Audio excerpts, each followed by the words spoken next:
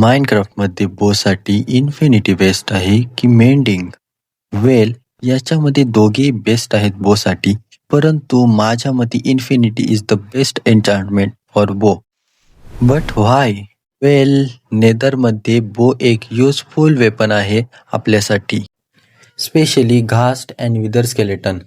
यासोबतच normal skeleton सुद्धा इथे खूप भयानक आहे. त्यामुळे बो एक युजफुल वेपन ठरतो आपल्यासाठी नेदरमध्ये.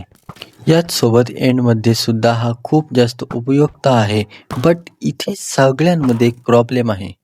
एक वेळ अशी येणारच आहे की तुमचा इन्फिनिटीवाला बो कधी ना कधी ब्रेक होणारच. याचा नक्की सोल्युशन काय आहे? कारण मेंडिंग कशासाठी आहे की त्याच्याने आपला बो कधीच तुटणार नाही.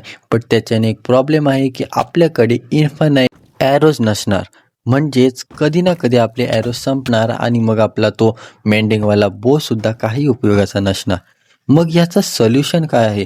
कारण इन्फिनिटीने तुम्ही क्लिअरली बो हवे तेवढे वापरू शकता जोपर्यंत तो तुटत नाही. त्याच्याकडून तुम्ही अनलिमिटेड ॲरो शूट करू शकता. बट इथे एक सोल्युशन आहे.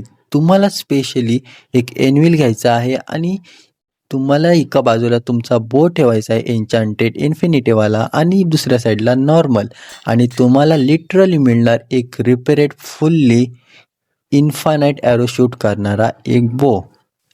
याचा अर्थ आता तुम्ही तुमच्या इन्फिनिटीला रिपेअर करू शकता आणि इन्फानाईट वेला तुमच्या बोमधून ॲरो शूट करू शकता. वेल मेंडिंगसाठी सुद्धा मी एक व्हिडिओ बनवली आहे, ती तुम्ही खाली क्लिक करून बघू शकता आणि चॅनलला सबस्क्राईब करायला विसरू नका.